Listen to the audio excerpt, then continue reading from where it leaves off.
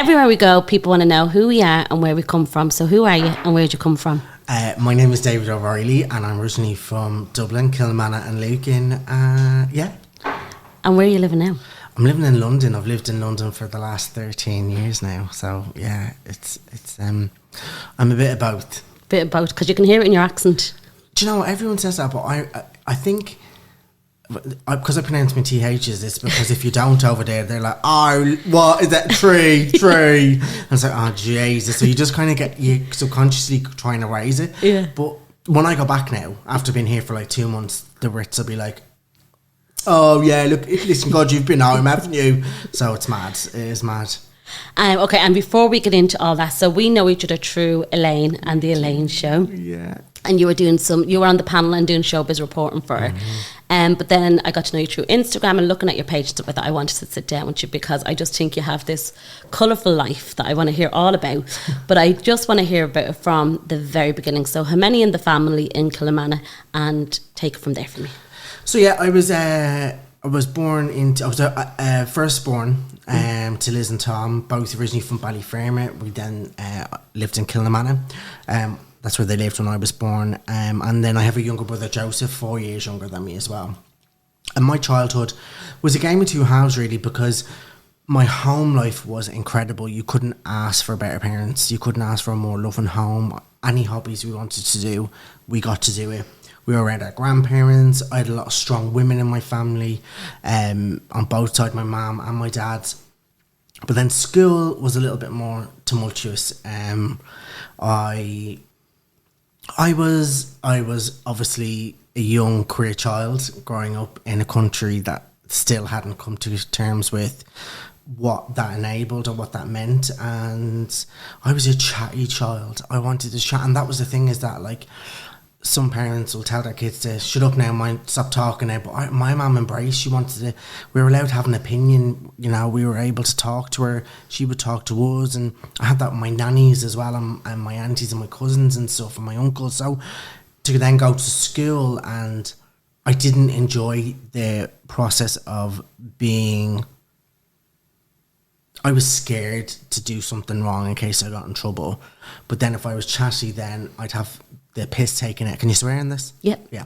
You'd have the piss taken out of you. So I was this chatty little gay kid growing up, and, you know, then started, when I got older, to put a little bit of weight on, so then my physical attributes would be taken, and it just got more toxic as the years went on. And it kind of we had one amazing teacher who, when it all stopped, but then the minute we got another teacher then for my 6th class, it just went all, it was just horrible. It was, and the problem was, it didn't just affect me, it affected my whole family. Because I was coming home, I was so unhappy. And my mum and dad had built me back up and then sent me off again the next day. So, you know, there was a lot of hard conversations. Mum and dad wanted to move when we were younger, and for some reason I was scared. But then we did moving once I was a little bit older, and it was probably the best decision we ever made. What was happening in school? It started out with, you know, just the usual name calling and kind of picking on, and for me, I felt like I could deal with it back then, you know. I was actually reading one of my reports the other day. I had a load of reports. I mean, it's mad. These teachers are like, David needs to work on his handwriting, and they're writing in hieroglyphics themselves. I'm like, are you mad? It needs to work on his writing. And then one of them are easily upset by others. And I was like, that was when I was really being badly bullied, like, and how clueless of a teacher must you be to not have even seen that? Then it would go, then 4th class, I just remember 4th class being really, really hard. We had a new teacher, and things just kind of stepped up a notch, and people were venomous to me. I'd go on holiday and I'd come back and my books would have David is gay written in them. In the toilets on the wall, David is gay written on them. They would call me names about, you know, listen, I've got an arse now, you know, I've got a big arse, I'm not afraid to show it now, you know, I'm a proud fatty. But they'd say duck arse, you know, David's fat, David's gay. I remember one time when my brother was really struggling at school, and I went down to be with him on his breaks. Yeah. So we'd have a little bit of familiarity. And I remember him going back into his class and he was absolutely terrorised. He was crying.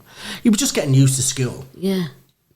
And I went back into my class and I burst into tears. But instead of taking me outside and asking me what's wrong, the teacher took me to the top of the classroom and in front of everyone asked me what's wrong. So all the focus was on me crying, and they seen that as a weakness. And kids, listen, kids are kids, but it was almost like blood in front of wolves. Do you know what I mean? Then kind of stopped in 5th class, and then 6th class was just vile again. I remember at one point I was in a circle with everyone in my class and they were pushing and pointing at me, calling me a loner. And at one point I remember walking down to the principal's office. I just went up during the playtime, walked into the building, got my bag and walked down to the principal's office. And I said, I don't want to be here anymore. And I was crying. I've got no friends. I have no friends. And 2 of the bullies followed me down and stood in the room as well. And he went, well, you do. Look, there's 2 friends there. And I'll never forget that shock of thinking, Jesus Christ, this is...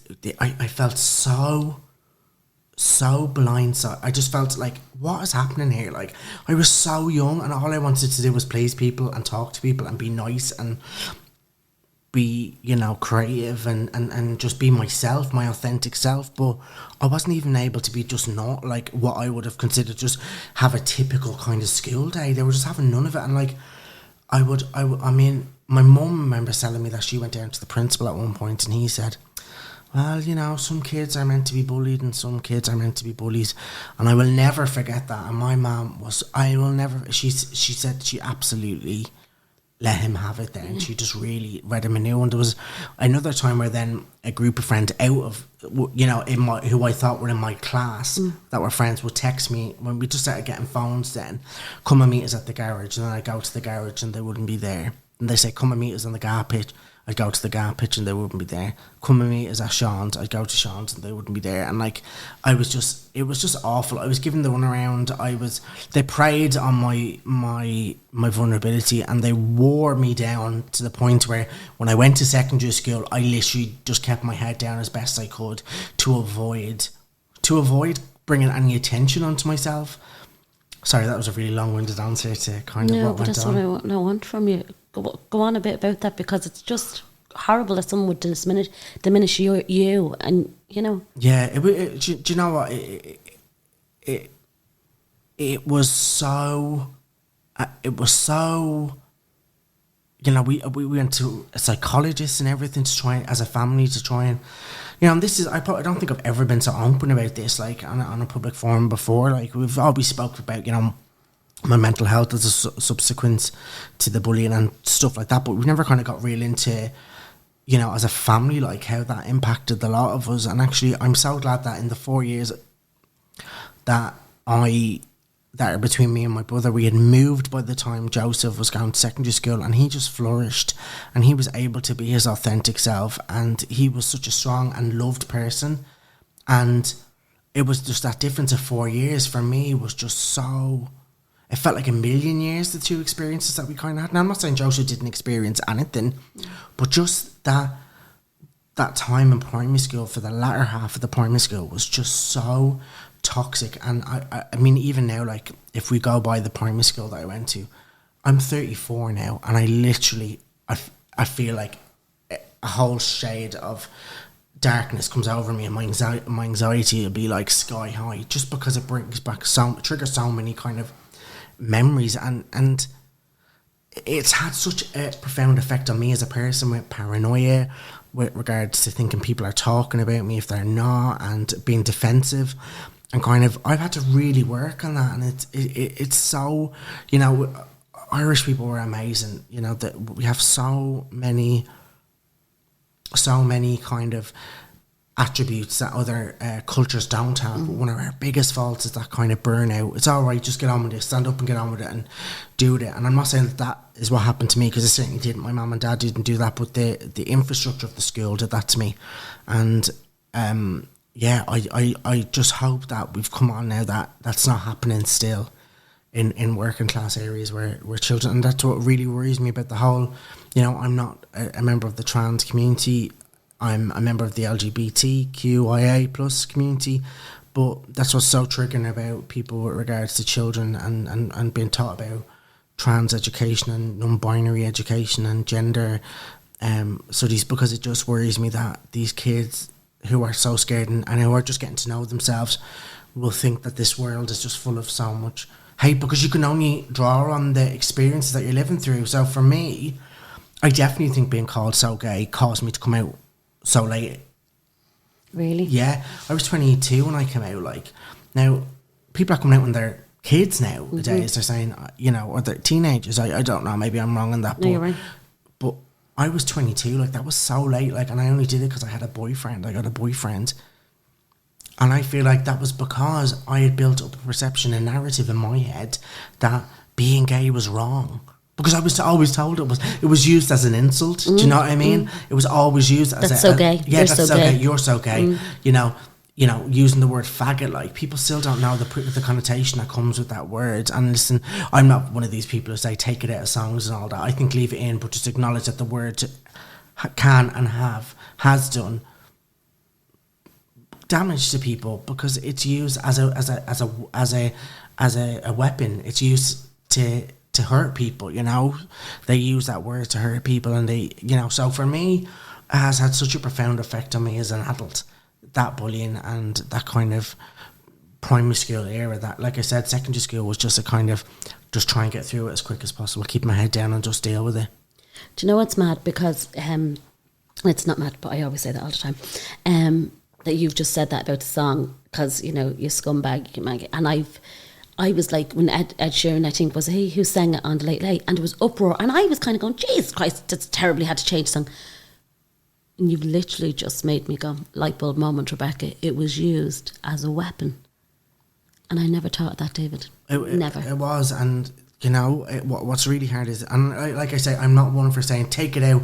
It was written at the time, but I think we need to understand that for some people, you know, it's the word that they hear when they're being battered on the streets. You know, this year alone, the rise in hate crimes towards gay people and trans people has gone through the roof, and that word is used as an insult. It's used as a weapon, like I said, and I think it's so hard to try and explain that. So it's so lovely to hear you say that, because I love that you've said that. Like, often the kind of you know, like I said, I'm not one of these people that get rid of it, take it out of the song, but what I will do is try and explain to people this is maybe why it's insulting, and there's nothing worse when someone turns around and goes, oh well, then what about scumbag?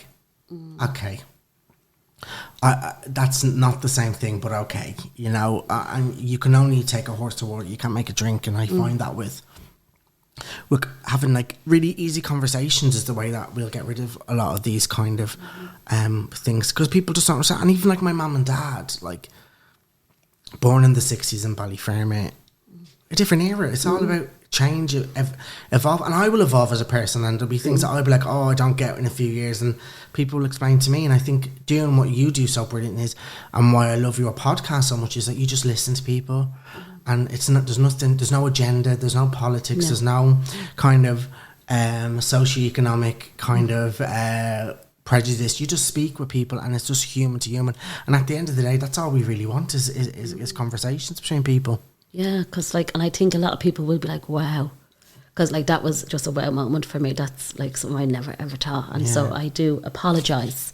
You don't need to apologise for that, like, because I never ever realised that it was used as and it only was recently, and we can talk about that in a few minutes. Can I ask you, were you ever envious of Joe that he wasn't being bullied compared to you, or he didn't have the same? No, because I was very protective of him. Even as a baby, like when we were kids, I was always so protective of him. And for me, there was a real kind of pride seeing him flourish. And even now, like, he gives me confidence to be an authentic version of myself. Like, even like, you know, when I went to the Jamie movie press a few months ago for the world premiere of the film, and we were told to go glamorous and full out, and I picked an outfit, and I put it on, and I remember that day going, I can't wear it. And he went, David, you look amazing. And I was like, oh, okay. And it was a big zebra print kind of 2-piece suit. Everyone thought it was expensive. I got it on boohoo.com with a tiny little thing, got a shirt, with a nice, like, what you call it? Cravat collar thing. And I wore it and I felt amazing, and he built me up. So there was never any jealousy. There was never any kind of competition between the two of us. I think sometimes people would want... a lot of people would say to Joseph, are you jealous of David? Or, because even work-wise, careers and stuff like that, we're each other's biggest hype men. I know that maybe sounds weird, but we really are. So there was never that growing up. And I was just glad that Joseph didn't have to experience what I did, because I would never... it would kill me to know that someone that I loved so much, my brother, would potentially go through the hurt that I did. That would just... I think that'd be harder maybe than even acknowledging it myself. And you said there about the psychologist. So what did you have to go for, and how did your mum and dad help you with that? Because you're very... I'm actually moving away from the word lucky. I'm moving away from that lucky and saying very blessed. You're very blessed to have the parents that you have, because not everyone is as blessed as you to have those parents. Yeah. So do you want to tell me a little bit about psychologists and stuff like that? Yeah, it was something that I think Mum obtained, and it was for the family, because I said, bullying doesn't just affect the child. These parents are going to bed racked worry every night, wondering, is today going to be the day he gets more verbal abuse? Is today going to be the day he gets picked on? Is today going to be the day he's going to get pushed, or another day where we have to build him back up again? Is he going to be continuing to lash out again? Were you lashing out? I was so lashing out, yeah. Like there was times when I look back and I was so angry for a kid. Like I was happy because of my circumstances, but I dread to think if I didn't have such an amazing mum and dad, where it would have led me, But the psychologist, it was just one session, and we went to Trinity College and we sat down as a family, and we were all kind of asked and spoken to, and it was really interesting. I got Mum to fish out I was filling out a form the other week, and Mum fished out a couple of files. Mums that like to keep it. It's Dublin City Bank in there with the amount of files she's got, and it was my school reports, but then also a sheet from the psychologist that they broke it down about, like, what from life we need and stuff like that. And I think going to see the psychologist I didn't know it was a psychologist. I think I thought it was a counsellor at the time maybe, but it was good because actually as a family we could speak about it, and I knew that these three people had my back no matter what. Do you know what I mean? And for me, it was literally what got me through. Was the three of them were the thing that got me through that, and always had my back. And I was very lucky. I've got some amazing grandparents, and in particular my mom's mom, Kitty. She went through so much in her life, but her tenacity and her pure resilience was such an inspiration to me, and to see how far she'd come, and the way she was a mother to her kids and a wife, and to the darkest of times in Ireland where women were running houses on no money. Like, it was so inspiring, and even at that age to see her, that was always very inspiring. And the same with my Nanny O'Reilly, because she did the same thing as well. But yeah, that was kind of what the psychology was. It was a reinforcement of knowing. I mean, for me, the kind of maybe clinical aspect of it didn't kind of sit with me until like now, when I go to a psychologist now, and speak and have therapy and stuff, which I would advise anybody to have. I think it's so important to check in with our mental health and stuff like that. But yeah, so the psychologist was just a little check-in to say, actually, do you know what, these people have my back. We as a family are going to deal with this, and deal with it we did. Good. And come here, tell me, when you were going through secondary and all, did you always want to get into drama and all of that? Tell me about that. Yeah, I did. From a young age, I did drama at primary school. It was one of my outlets after school. There was an after-school drama club, and I loved it. Because I loved it. It was so, so good. It was just, I'd never felt that. It was like a drug, do you know what I mean? It was like just this adrenaline. Like, it was just amazing. I loved it. And then going to secondary school, I started playing the violin. I played the violin for 10 years, but I think I was afraid at secondary school to join the drama group. So I think what happened was it was like, oh God, and I think my mum had seen how happy I was. doing drama. And then when I was about 14, 15, a cousin in Lucan was going to a drama school, a musical theatre, performing arts school. And my mum said, well, what, do you want to try and go to it? And I did. And I fell in love with the classes and some of the teachers. And I was like, this is what I want to do. And then before we know it, I was doing it for like 4 years or 3 years, and then we ended up moving to Lucan, and I changed schools, which I never would have done before, because I think it was that thing of Stockholm syndrome, where like I didn't want to move, and we'd kind of, I think, move. We were ready to move as a family, and we did, and I think it was one of the best things.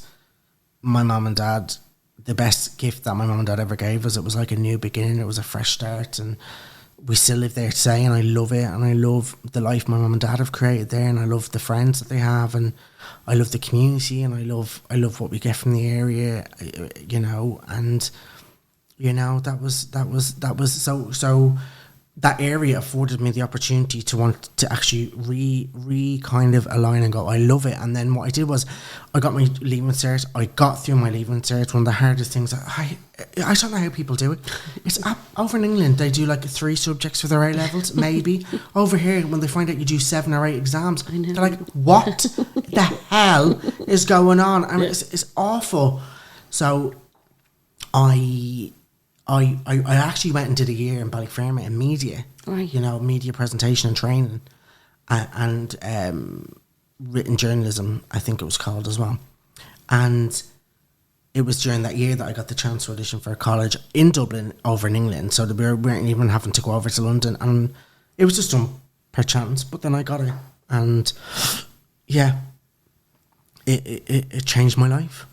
And can I ask, before we go on to that, can I ask you, when you moved, like, were you then realising I'm free and I can be myself and I can be accepted? Or what age did you feel accepted for being David O Reilly? I don't think as a person, I don't think I ever felt accepted until I started to work professionally. Really? In 2012, maybe. I was accepted by my mum, my dad, my brother. Like, that was, and my larger family, some of them definitely. But I, as a person, probably not until I started working professionally in musical theatre in 2012. 11, yeah. That's so sad. And looking back at it now, I suppose it is really that trauma of, because definitely, like, even like the stuff from primary school filtered into when I was training at musical theatre college, my insecurities carried there, which is already a cesspit of anxiety and insecurities. At drama school, God, fame has nothing on what we experienced, you know what I mean? And it was just such awful side effects from that, and if there is parents listening here that think their child may be getting bullied, or thinks their child could potentially, I mean, most parents, probably my child wouldn't bully, just check in with them a little bit more, because you could be the difference between a serious amount of trauma later on in your child's life. And I was lucky that the trauma that I experienced was limited, because when I went home, it was the safest place ever. It was the best place ever. So, if I couldn't imagine what a child would be going through if they came home from school and then had to experience that. That just is so hard.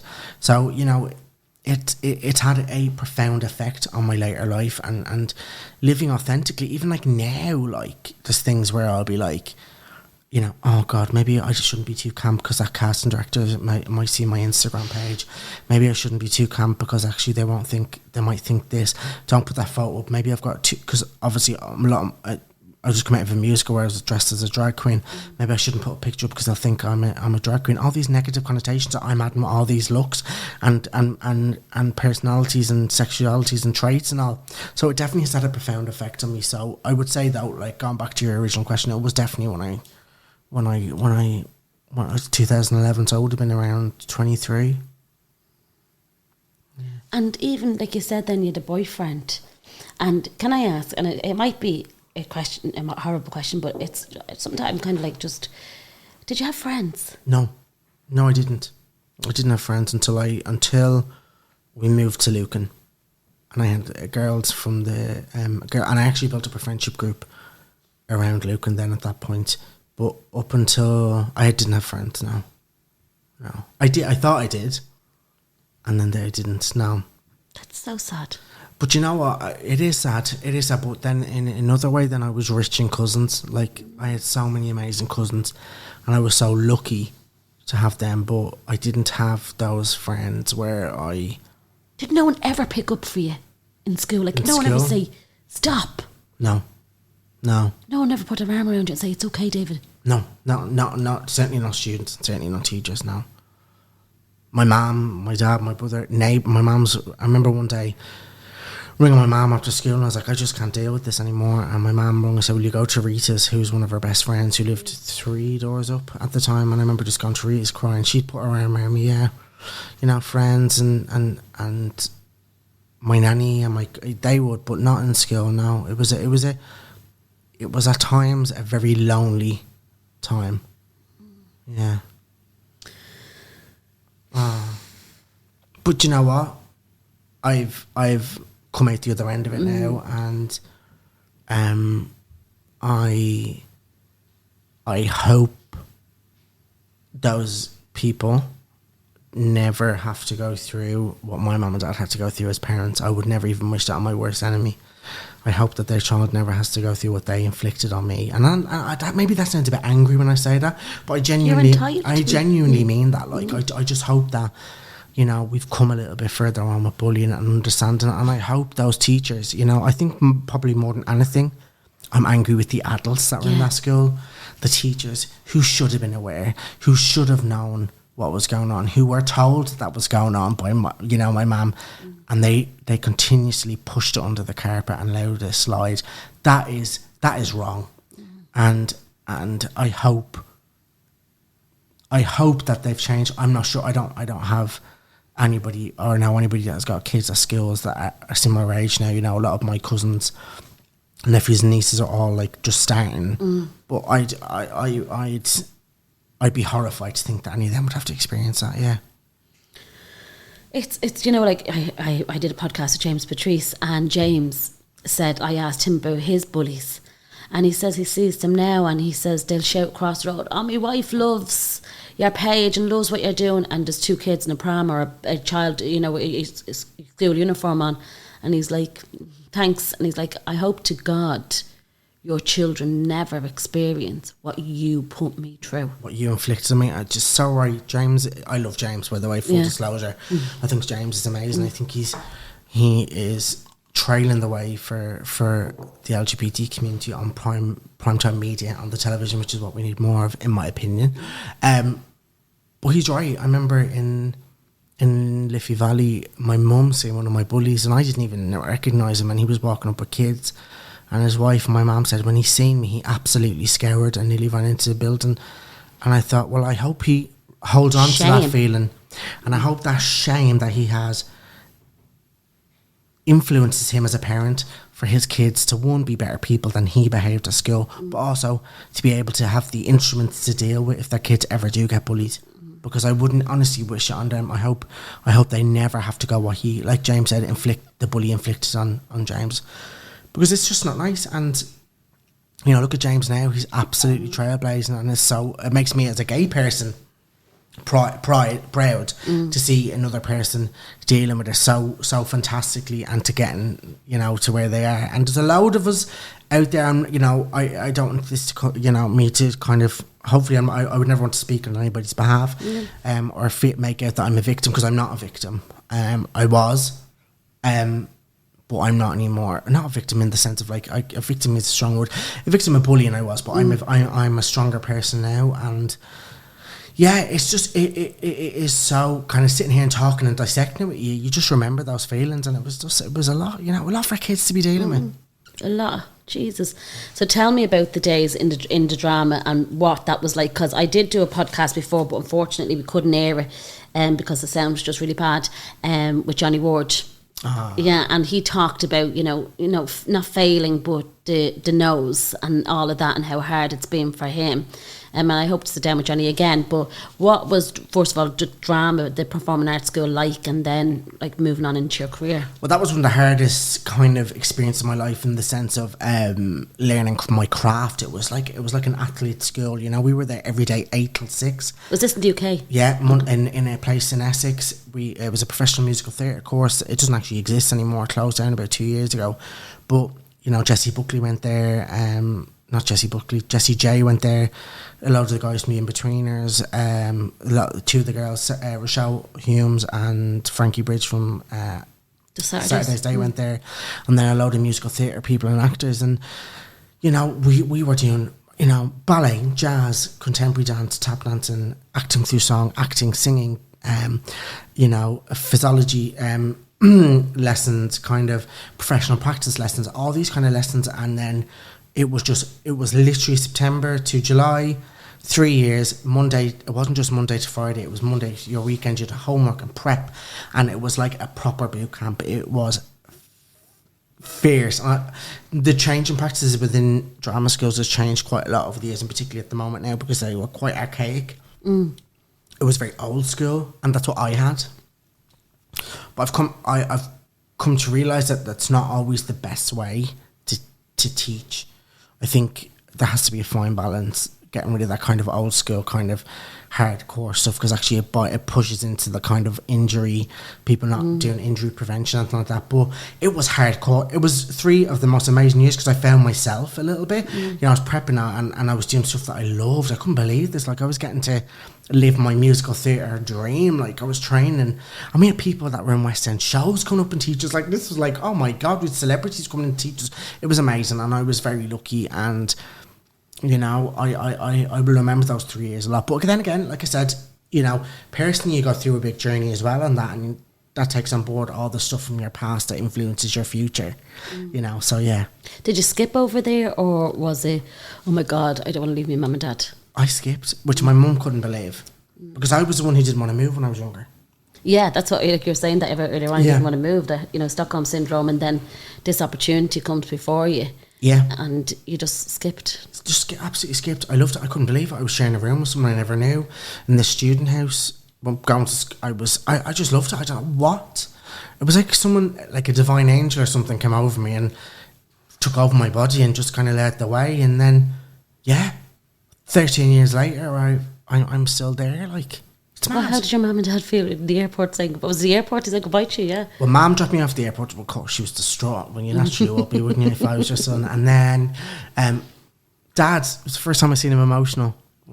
He came over to the house with me, and then him and my brother left to fly back home. And it was I think a lot for us, really. It was a lot. And what I will say is my mum and dad have gone without, so me and my brother could go with. And for me and Joseph to follow our dreams, they went without, and I don't think I'll ever be able to make up to them what exactly that means, what it means to me and my brother, what they did, and how they got us through drama school, and still support us both emotionally and embrace us still with even any problems. You know, they're just amazing people, and I'm so lucky. You are? I am. Tell me, is it true that both you and Joe came out on the same day? It is, yeah. Yeah, it is. Yeah, exact same. Did you just day. Have a conversation beforehand? Or? No, Right. Joseph was fuming because I was down about it. Again, the whole thing of, I can't tell my mum I'm gay. They're going to, you know, that negative, the little man on the shoulder saying, don't forget, being gay is wrong, being gay is wrong. Everyone's told you it's bad. You're queer, you're a puff, you're a faggot. And I was just texting my mum one day, and she said, "Are you all right?" I said, she had it like she knew like there was something wrong, and I said, I'm sad. And she went, "Why?" And I just texted back saying, "I'm gay." Right. And her reply was, "Is that all?" And I was like, "Oh, okay." And then my mum told my dad, and my dad was at home with my brother, and he said, "You know, David's just come out to your mum," and my brother was like, "For fuck's sake." But we both knew each other was gay, but he didn't know I was going to come out on this day. Right. And my dad was like, so, you know, if you ever need to tell us anything, Joe, you know, we're more than happy to, you know, I hope you feel like you can. And Joe goes, "Yeah, I'm gay as well. Right, I'm just popping out to see my friends. I'll see you later." And off you went out, and they FaceTimed me that night. I was bawling, crying, and they were like, "What are you crying for?" Why were you crying? Because I was ashamed. I felt ashamed. I felt it was wrong. I was worried people would be different to me. Were they? Somewhere. Some people were. Yeah, they were. But again, being gay wasn't in people's living rooms. There wasn't two gay men dancing on Strictly. There wasn't two gay men dancing on Dancing on Ice. There wasn't a lot of gay representation on the television. There wasn't a lot of gay representation on the radio, on print media, anything like that. So some people weren't. The people I love most were fine. And that includes my cousin Linda, my cousin Paul. They were all fine. It almost was like an exorcism. And actually, the reason why me and my brother had told each other was my brother was at a party where it was over my student house and we were training, and I had told one girl at college I was gay, and she had told another girl, and this girl was going around telling everybody at the party that I was gay. And I was like, for fuck's sake, if my brother finds out. So then I ended up telling my brother, and he's like, yeah, me too. And then we hugged it out. And I think that's why we are so close, is that we've kind of been on this journey together. And the way the four of us are so close is because we've always been a team. And I think we always will be, hopefully. You know, the four of us together, we got each other's backs and stuff like that. So, yeah. How do you feel about those people who didn't understand or didn't? I don't hold too much anger or frustration, because when people don't understand things, they get ignorant and they get defensive. And like we said earlier on, just having a conversation can alleviate all that. But sadly, I'm not going to enter into a conversation about me being gay, because nobody had to come out astray. Nobody had to ring around and make phone calls and say, oh, just so you know this. So for me, it was very important that we didn't go around telling everybody like it was like, hear ye, the O'Reilly brothers are now gay. Do you know what I mean? If people asked, they could absolutely be told, of course, yeah, I'm gay. But I wanted the narrative, and Joseph did, and I think my mum and dad did to a certain extent, wanted it not to be that thing of, oh, you know, David and Joseph are gay. Like, it was shameful, like it was wrong. So for me, because I did feel so much shame, I wanted to reclaim it and take control of it and say, no, this is not going to be a thing of where we have to go around telling people ask, that's fine, we'll tell them. This is my story and my brother's story for us to tell, no one else's. And so I'm happy to have a conversation about queer culture, about trans, about social structure amongst race and culture and sexuality. But what I won't do is encourage anyone to have a coming out or to tell them about coming out, because actually that just makes it seem like it's something that needs to be told to everyone because it's unusual. And actually, the sooner the better we kind of get rid of that thing of just people just are gay. They walk among us, People are gay. Some people are non-binary. Some people are trans, and that is it. It's as simple as that. And the sooner the better we just realise and just get on, I think we will come so far. And I hope I don't come across negative here as well, because actually what I am really proud of as well, Ireland being the first ever country to vote in equal marriage through popular vote. I mean, hello, that's amazing. Like in a society and culture that was run by that fucking church, we've come to the other end now, and we're like voting in equal marriage. Like, I just wanted to, if I wore, I should really probably wear a bra, but if I wore one, I'd take it off and burn it. Do you know what I mean? Yeah, it's mad because like two things. My aunt, her daughter is gay, and my cousin, she's lesbian, and she's in a beautiful relationship. But they, a woman said to her, "Are you going to get your flag out for Pride?" And my aunt said, "Sorry." She said, "You're going to get your flag out?" And she said, "Why shouldn't I have mine now? Where's yours?" And she said, "I don't need a flag." She said, "I'm proud of my daughter every day." Yeah. She said, I don't need a flag outside my door to show my daughter that I'm proud of her. She knows I'm proud of her every single day. Yeah. Oh, the other one is, oh, you're both gay? Oh, they were upset they're not going to have grandkids. Oh, God. Why won't they have grandkids? Yeah. you think that having a baby is a man and a woman? Okay, right, okay, cool. But gay people can adopt children and give them the most incredible life, and that has been, done for years. But okay, it's so mad that.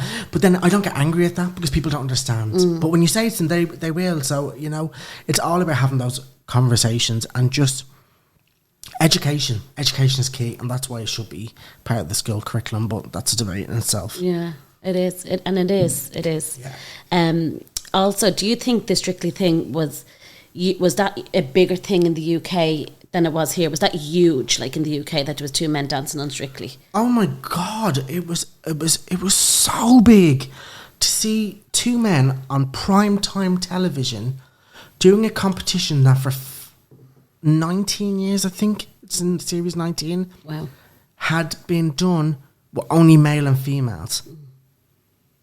Like that way it was, and the Johannes and John, who are the couple, did a dance a few weeks ago, and I just remember bawling my eyes out, crying, because I actually think my journey may have been a little bit different if I had seen this on television, because representation matters. You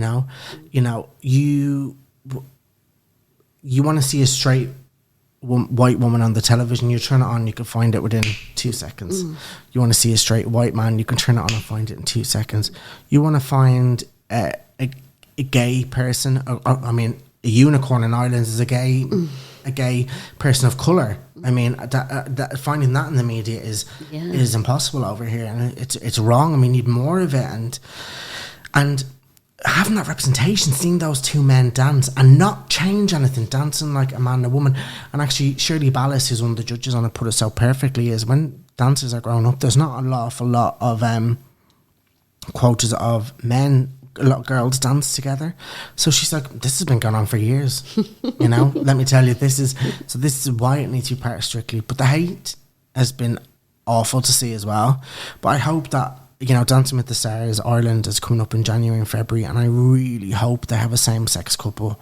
I hope they embrace it, because I think that they don't. RTE and Shina Will, I think Shina Will are the producers. They don't know the power that will bring to so many young gay members of the LGBTQ plus IA community. It really will just offer this.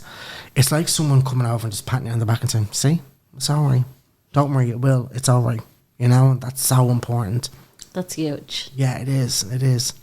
That's, like, again, you're just giving me moments like that. Someone like patting them back and saying, look, it's like a warm up. And even like getting the opportunity to do Elaine and be her showbiz correspondent. Elaine gave me a job, a lad in London, as a panellist on her show. No one knew me. No one knew who I was. I'd never done anything over in Ireland. She was the only one that ever gave me a chance, an opportunity. Ryan Tubridy had me on his radio show, sorry. But Elaine was the only one who gave me this huge opportunity to kind of be a member of a panellist show in Ireland. It was incredible. And then to be openly gay and talk about my experiences on the panel, but then also bring that into the showbiz correspondence and have that rapport with her, and how, she's such an amazing ally to the gay community. Are they important? Yeah, they are. They are, because actually what allies do is, and people think that it's just about people just do it now to be popular and just so, well, I have to agree because it's cool enough. But what allies actually do is they take people by surprise, because when people who aren't a member of that community take a stand for that community, you shift the narrative and the person goes, oh, because it's not just a gay person talking about gay rights because they're gay. This straight person's sticking up for them. So okay, this is different. Why are you... It takes away the unconscious bias that people have and think that people are biased because of their given circumstances. Does that make sense? So allies are so important. Yeah, I like that. And where did you and Elaine meet? On the show. I emailed the show. Did you? I said, I think I'll be a good panellist. I'm this, I'm that. Met her on the set. Fabulous. Met her on the set for the first night in the old studio. Anybody who doesn't know, Virgin Media's got two studios. The new studio and the what they call the old studio, I think. And it was the old studio. And at that time, the 6 o'clock show, Expose, the news, and Elaine were all in one building, in one studio. And that's where I met her for the first time. And yeah, I think I was a gobby little shy, and she was like, "Oh, okay." I like him. Get him back. He might talk a bit. And then she knew I was struggling during the pandemic because I had no work. Obviously, theatres were closed. And she said, would you like to be the showbiz correspondent? Do a weekly roundup of all. That's where Roundup O Reilly came from. I mean, yeah, do the showbiz correspondence. Your little logo and everything. My little logo. That's where Elaine. I mean, so I'll be forever grateful for her actually for putting a gay person on a primetime slot for a show every week, and also supporting someone as well. Very important. Tell me about your first big interview and what that was like. Audition, not interview. Your big your audition. Do you remember? Terrible. It was for Spring Awakening in Germany. And what is that? Spring Awakening is a musical. It was a musical, not very rarely done now, I think, but it was big back in the day. It was the first production being done outside of the usual production, so it was a new production of in Germany. And I remember going into the room, and the director was an arsehole, and totally unnerved me. And stood in the middle of the room, went to sing, and I was like, and it was awful. I remember walking out going, okay, so I do think I'm going to get that. But then it wasn't long after that I got my first big job. And you learn auditions, we put so much pressure on it. It's just a job interview at the end of the day, and I've taken away that importance of it as well now. I go in, I show them what I can do, and then I leave, and that is it. I forget about it then. How long did it take you to get there? That mindset? I graduated in July of 2010, and I opened in Greece. I started rehearsals for Greece, the musical, in the January 2011. But the mindset? How long did it take me to get the mindset? That mindset. Oh, God, the last year maybe. 10 years into the business. Having the confidence, having jobs behind me to feel like I'm worth saying things like that. Does that make sense? Like, not in an ego way, but like, at the end of the day, I can only go in and do what I can do. And that may or may not fit the jigsaw that's sitting in front of you for the jobs. And if it doesn't, well, there's nothing more I can do, because that's all I can do. You know, if I went in unprepared, not knowing my content, my scripts, my songs, or I wasn't prepared, it's easy to walk away and feel like you've let yourself down. But when you go into an audition and you've literally done everything that you can possibly do, you can't get annoyed at yourself. And the audition process used to be so hard. I mean, some people had 13 auditions for Legally Blonde and they didn't get the job. I mean, hello. But now we're in a different place. I'm in a different place where I go in and do what I need to do, and I leave. And that's it. I forget about it. Or I do a self-tape for a TV job, I submit it, and then I leave it. And that's it. That's all I can do. Tell me about Greece. What was it like? One opening night, but then was your parents at opening night, or what was that like? I had so many people opening night, and it was I don't know if anyone's ever seen Greece. The production that I did was the original production that happened in 1993 at the Dominion Theatre. It watered itself down right up until I did it in 2011 at the Piccadilly Theatre, which Moulin Rouge is at the moment in London's West End. And the show opened with Danny and Sandy coming out singing either side, and they go, and we go straight into Greece is the word, and this curtain comes up and there's smoke, and we're all standing by. I was shaking. I think I even meant to go early on one of the first moves. What part did you play? I played Roger, one of the T-Birds, but he's not called Roger in the film. Right. There's 5 T-Birds: Danny, Kinnicky, Sonny, Roger and Judy, and I was Roger, and he sings the song about, he's a larger character, and yeah, I will never forget that moment. And my dad always says, like, he's like, yeah, we were just going along with it, and then he said, it wasn't until I got into the theatre and I seen your name up on the board, like, I was like, Jesus Christ, this is big. And it was, and I made friends for life in that job, and I truly feel that job was the one where I kind of let my shoulders down a little bit and went, I think I can start to enjoy life a little bit. I found my people, my tribe. And you've travelled the world. I have. I've been very, very lucky. With my jobs, and you know, blessed, because you worked hard. Look, you've just told me how hard you had it all these years to travel the world. So you're not lucky. Oh, thank you. Yeah, no, yeah, you're right. You're right. Yes, take our bras off again. And yeah, I've been to Australia, New Zealand. I'm going to America to do a job. I've done jobs in England. I've been very, very lucky that my my chosen career that I've wanted to do, that I love so much, has afforded me so much more than just a job.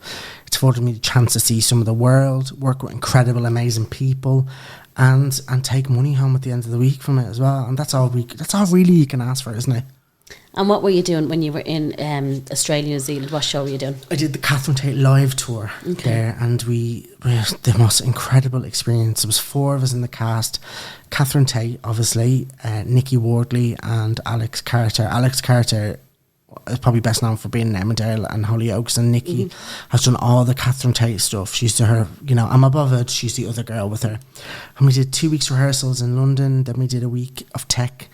And it was like another world. I was just like, and it was amazing to watch Catherine. She knows her brand, she knows who she is, she knows what works, she knows what doesn't.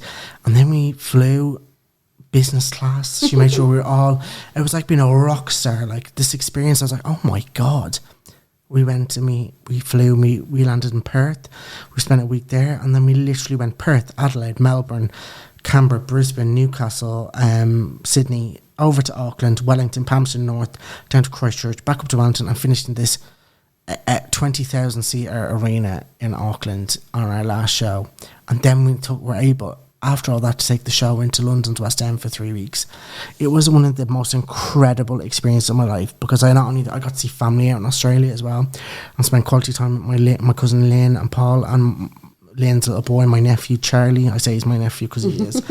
And see them, see my mum's cousin, see one of my other second cousins in New Zealand. I got to experience this and be paid for it, and to do an amazing show every night. Like, it was mad. It was just mad. What is it like when family come in? Like, are you so proud to bring them back? Like, yeah, I am. I mean, I love when mum and dad come to see a show, because they're as much part of this journey as I am. And dad wants the program and the poster and everything like that, and mum will say about what she loved about the show, and they were never like stagey parents. Like, they were never pushy with like that sort of stuff. So when they come and see, I genuinely am just intrigued to see if they're enjoying the show, and it's so great when they do. And I've had so many aunties and uncles come and see it, and friends, and I just love that experience of them being able to come and see, because a lot of people don't understand what being an actor is. They think that in order to be an actor, you have to have been, you're not successful unless you've been on the X Factor, EastEnders, or in a big film. Everything else in it doesn't really matter. It doesn't, not on people's radar. So when they come to the West End and see me performing, or even in regional theatre, or on tours, or my stuff on a lane, that's a real sense of pride for me, because it's a representation of my work. It's fabulous. It is. Like, but I sound like a right wanker, don't I? No, you don't. I'm like, I absolutely love it. I love it all. Like, I love it all. And I know a friend of mine, she's in London, my friend's sister, Audrey, and her son, he is doing all, Emmett, he's in all the performing arts. Amazing. And he's doing all the shows and pantos and stuff like that. And he's only gone 21, and I know he's going to be a huge star. I know he's going to be fab. And she's the biggest stage mom. She's not like a bad, do you know what I mean? Like, when I say stage she mom, encourages it and embraces it. Yeah, she really does. So I'm just like sitting here looking at you, and I can't wait just to finish this and to say, oh, Audrey, can't wait till you hear this. Do you know what I mean? Because I know she'll love it. Like, she'll love it, every minute of it. Tell me about, then you went and you did Benidorm. What was that like, and other like bits that you've done? That was mad. That was my first ever TV job, and I was going in as the first ever character from Ireland into this massive British institution of comedy legends and icons. I was going in the end of series 9, and my first day on set was with 2 actors, Jay Canuso and Sherry Hewson, and I was shitting myself. I'd never done TV before. I didn't know what all these things meant. You know what I mean? And is it very different? Oh God, yeah, because theatre, you rehearse for 3 weeks and then you go and you do the same show every night for a year. Basically, essentially. TV is a lot of waiting around. You get your pickup, you go to your trailer, you then go to hair and makeup, you then go back to your trailer, you're then brought to set. Everybody does a line run.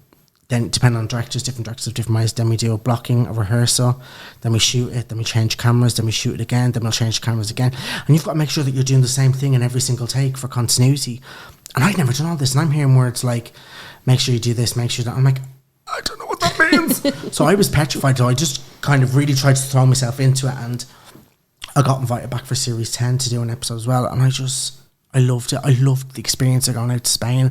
I loved the experience of being part of that amazing cast. Tony Mosley, who played Kenneth the hairdresser, is still a really, really good friend of mine, and Julie Graham and Sherry Hewson. I still speak to a lot of the other actors, and Darren, who's the creator as well. You know, I'm so grateful for him to give me the opportunity, and just being part of this kind of massive ensemble cast of a really, you know, British loved comedy, and it was just a massive kind of deal for me, and I'm so proud to have been a very small part of it.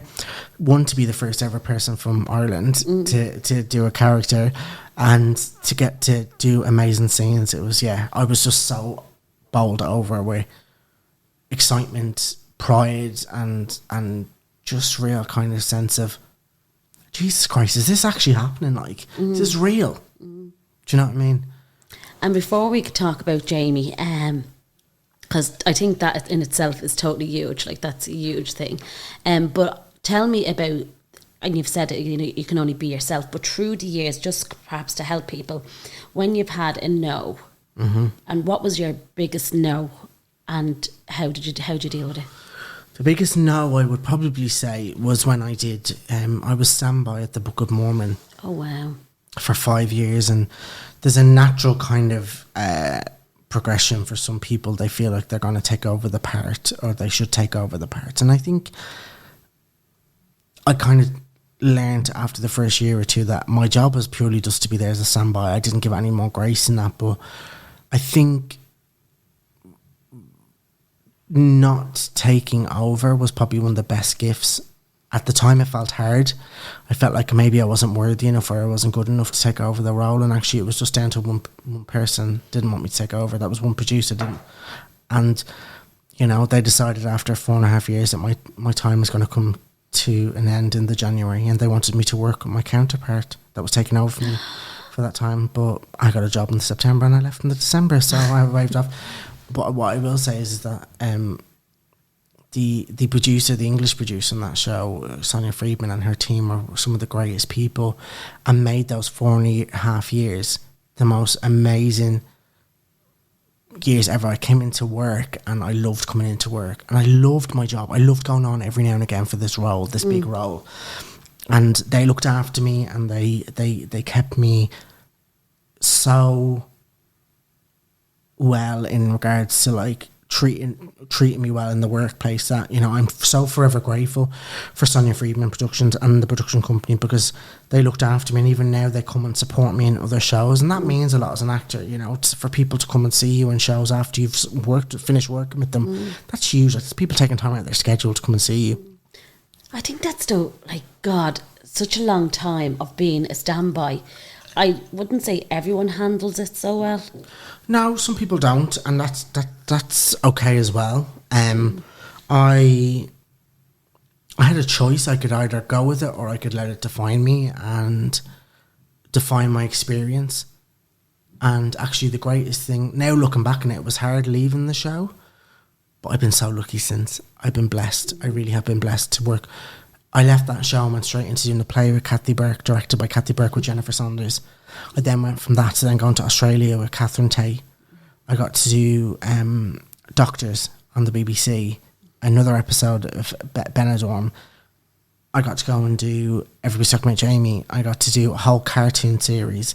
You know, so I am so focused on that experience of being scared of leaving a job, but actually going into these other jobs just totally took away any sort of possibility of resentment or anything like that. Does that make sense? Of course, yeah. I still joke about it now, you know what I mean, to friends and all that, and they find it very funny. But yeah, it learning to, I think always with every decision, when it comes down to circumstances, choices, and emotional turmoil, you kind of look at it. I think it's very good to look at it and go, am I going to let this define me?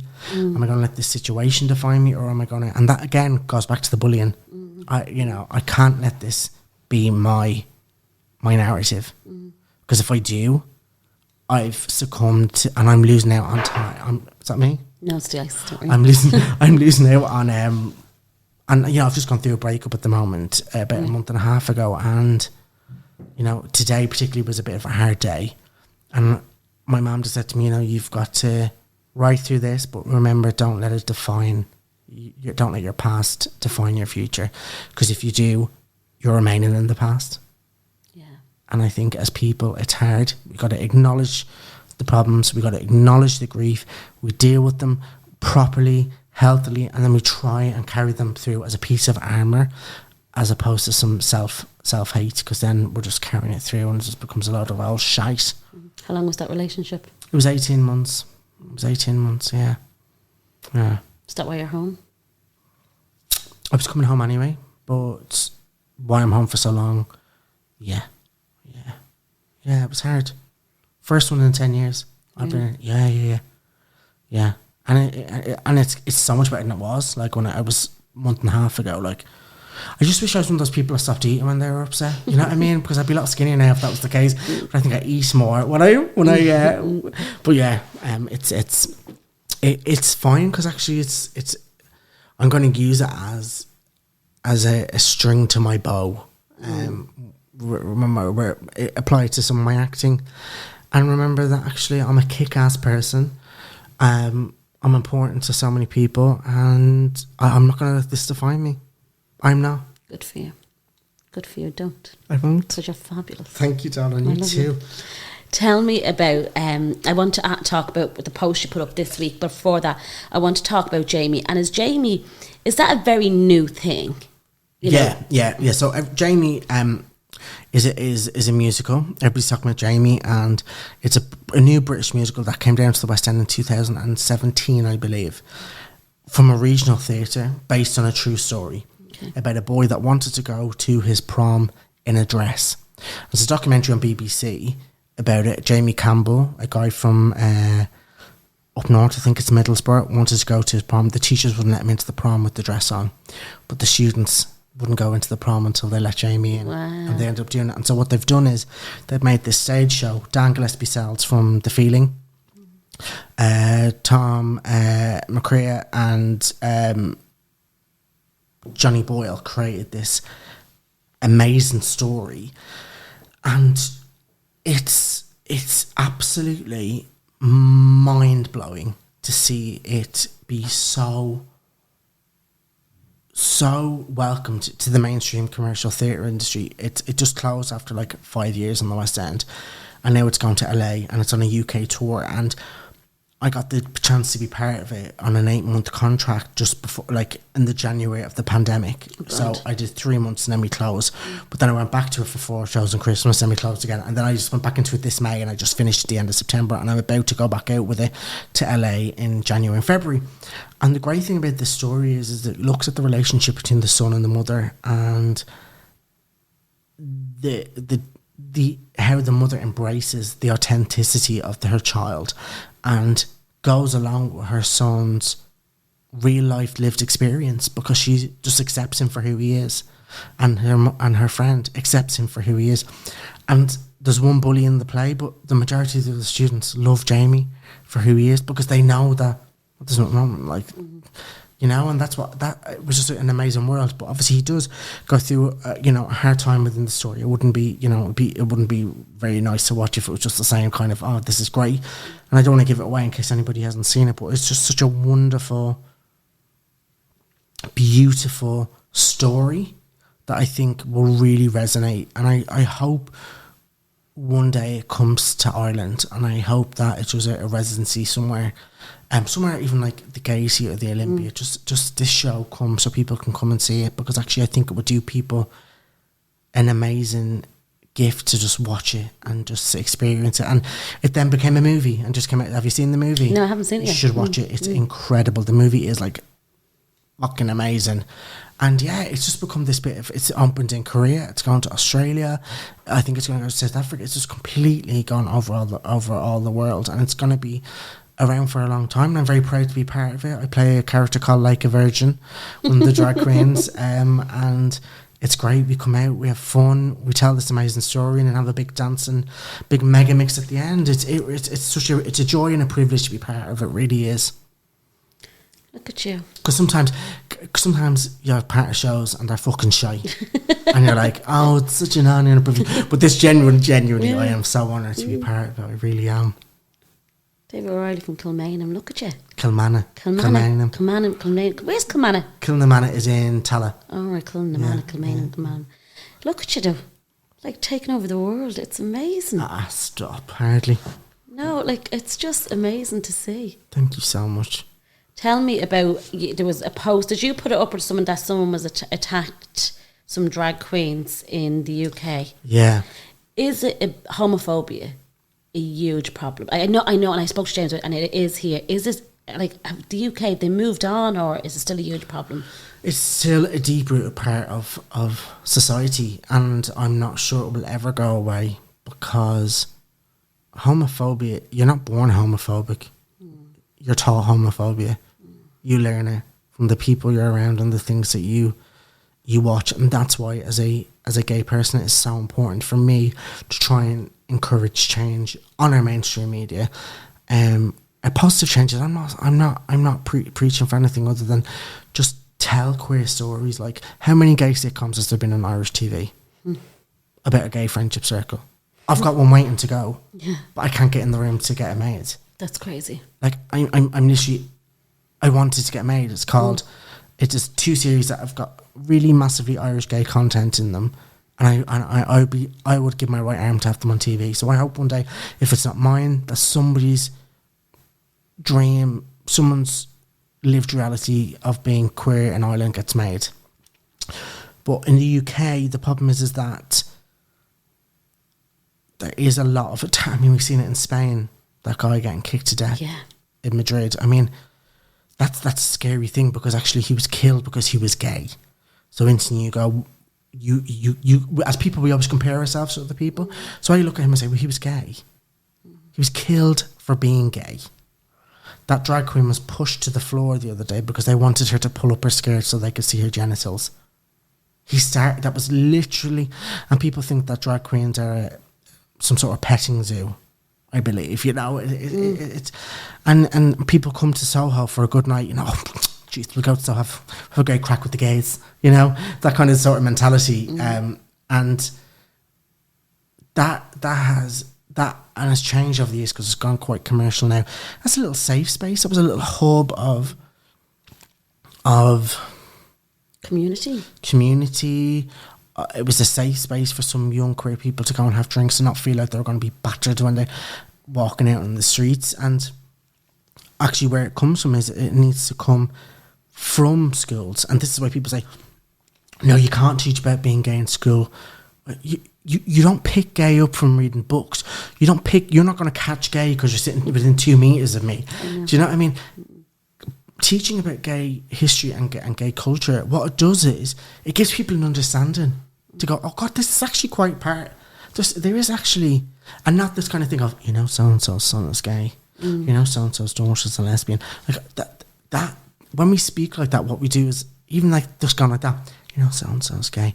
That is making it. You're hushing your tone. You're making it as if it's a secret or something to be ashamed of. So the homophobia rises from the home, from what these people are seeing and being taught. And then, you know, my brother gets called batty boy or gay in London.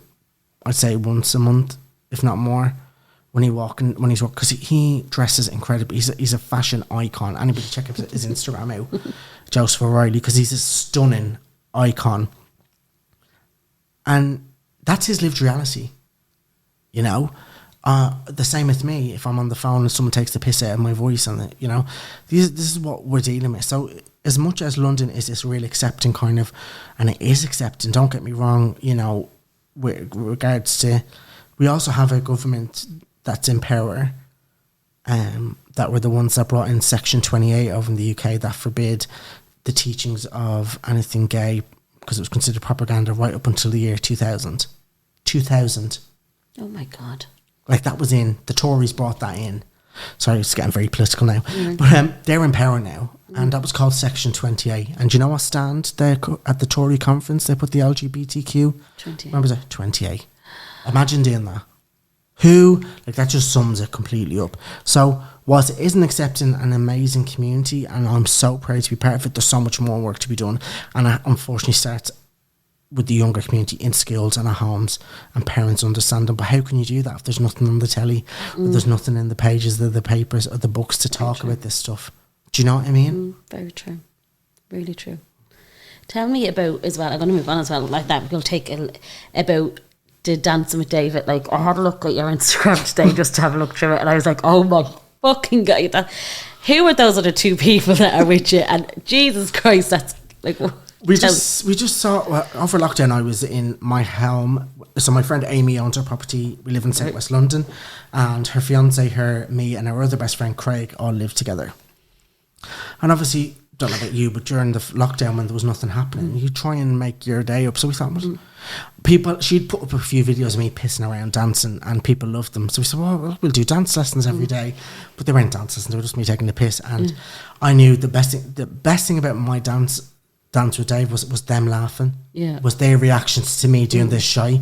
That was the best thing, and that's where it came from. And then it kind of grew, and lots of people tuned in every day. River dance. And the river dance was ridiculous. I mean, it was just ridiculous. And we just had fun, and just so many people over lockdown, so many amazing people. My friend Chris Hall did some videos over lockdown. He's got like 37,000 followers on Instagram now. He's built up a following and a brand from doing the millennial at home during the lockdown. Like, it was so brilliant. So yeah, that's where that came from. We just kind of let it grow. And then I did a show recently in London, my live comedy show, and I'm toying with maybe doing one in Dublin. You should. And I brought the guys up on stage. I didn't even know, and we did a dance with Dave. What was your to date? What has been two things? What has been the person in the industry that has really probably not changed your life, but given you the best piece of advice? And then what on that? And then the side note to that is, what is the best part, if you can? That's like someone saying to me, what's the best episode? But like, if you can do that. Do you know what? There's not one person.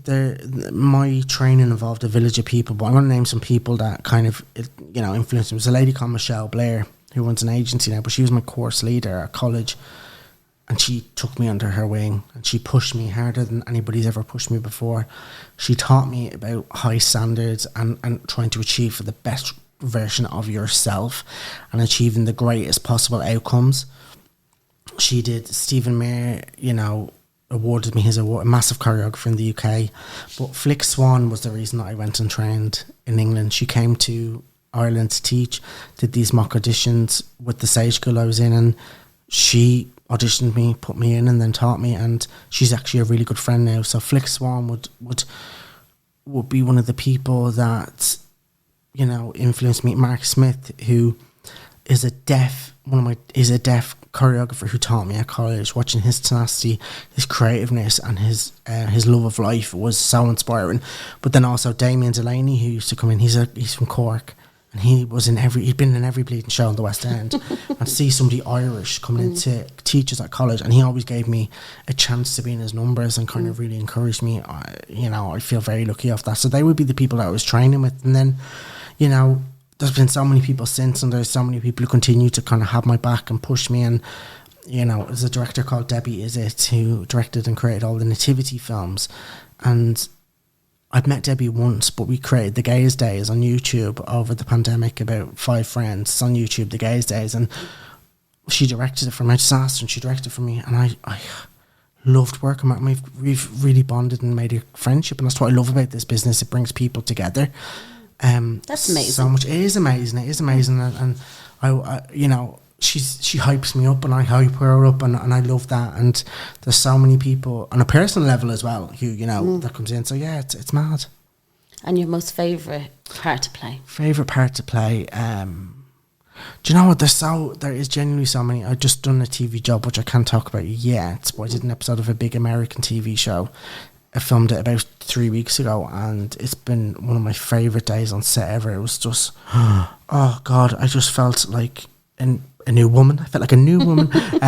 It was amazing. It was honestly, I was working with some incredible actors and actresses. And then theatre, the Catherine Tate stuff was amazing. Getting directed by Kathy Burke and Lady Windermere Fan, being an Irishman in an Irishman's play who wrote it in London, and I was performing it in London, was like oh my God. And I got to work with Jennifer Saunders. Jeffrey from The Fresh Prince of Bel-Air was in it.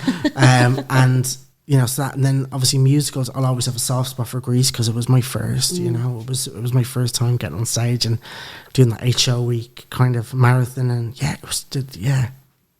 Real quick question before I let you go. Yeah. Did anyone, like, that you met disappoint you? Either their craft or their personality? And maybe you can't say who that person is. There's all, you know, there's always going to be people you don't click with on jobs, and there's been so many over the years where they may not like me, and that's fine. You know, I'm an acquired taste, I'm Marmite, you know, I never have any ill intention to anyone. I am who I am, and sometimes people, it's either overpowering or they just don't want to, you know, and that's fine. There's you know, celebrity-wise, you know, you meet celebrities in the circus that you kind of go, Jesus, I'm glad I'm not talking to them. None that I've worked with, the full disclosure, but just flipping the question, actually, and I remember when we did Lady Windermere's Miss Fan, I was working with Jennifer Saunders and Kathy Burke, but then there was also a lady called Samantha Spyro, who I had seen play Dolly Levi and Hello Dolly at Regent's Park in 2008, and I was like totally besotted as word and God, and she's a big TV actress. She plays Barbara Windsor in all the Barbara Windsor like flashback series and all. Yeah. And she was in this play as well with me, and I remember looking at her, Jennifer and Kathy rehearsing and talking, and I was like, fuck, this is kick ass. 3 amazing women at the top of their craft, just being absolutely brilliant, and I'm so lucky I can say that the 3 of them are friends now, and I speak to them and I adore them, and I sat there open mouth, watched 3 professionals create something so brilliant, and I was like, I'm going to take that and put it into my little notebook of remembrance and stuff like that. So yeah. Come here, what about, I just want to ask you this one, ask me as many questions as you want. Miriam thing, what's her name? Miriam Margolyes. What? She's mental, isn't she? I am obsessed. If anyone wants to go onto my Instagram page, I have a thing called Have a Laugh. It's a folder of like things that make people laugh, and it is literally, there are so many of her, because I'll tell you one story that I don't know. My friend did Wicked with her, and they were going to a corporate gig after the show, so they got the tube, and Miriam was standing in the tube, and I don't want to say this too loud, our poor kids are in bed. And she's standing in the tube, and next Miss Sean sees her get this face, Miriam Margolyes. She was like, she turned around, this man was standing right behind her very close, and she said, excuse me, will you take your cock out of my ass? Front of the whole tube. And honestly, when Sean told me this story, I roared laughing. But she has go back onto YouTube and watch. If I'm ever feeling down, I go and watch. And actually, I've just read her audiobook. I listened to her audiobook, and it's fascinating. It is so amazing to hear the stories and the way she talks to her openly. And did you see the fart video someone sent me? Someone sent me a video of her farting, and I'm just roaring laughing. Miriam Margolyes farted. I mean, it's so silly, but she's because she's such an incredible actress as well. Have you met her? I don't know if I could meet her. No. I don't get starstruck, but I think I would. No, I think if I met her, I'd want her to be my friend, and I'd be so disappointed if she didn't like me. And the thing is, she probably would, because she doesn't like anyone. No, I'm joking. She doesn't like people, but she's so honest. Did you watch Graham Norton last week? She was on it. Not last week. The first time she was on it last week, and they're talking about how she gets her breasts out to make people laugh. And Stephen Fry was on the show, and he said he turned around to the actor and said, did you see Miriam took her breasts out? And the actor said, no, I didn't see them, I heard them. Oh, David, I could talk to you all night. I really could. And I'm so happy that you're heading back to LA, because I know COVID was really hard for the theatre community, because even Carl Broderick and Panto, Carl's a friend of mine, and it was really hard for him, and Panto and stuff like that. So I know how horrible it was for you. So it's great to see you doing so well, and I can't wait to see what that, because I know you went back, you were here and then you went back to the UK to film that little secret thing. Yeah, and I'm going back next week to see Panto before I could then go off to see Jamie in LA. But I thank you for having me on this. I've just listened to so many of your episodes, and I love your authenticity and your ability to chat, and the greatest thing about podcasts is when you just want to feel like you're sitting in the room with the people. So to be part of this, I'm honoured. Thank you for having me. Thank you so much. Thank you.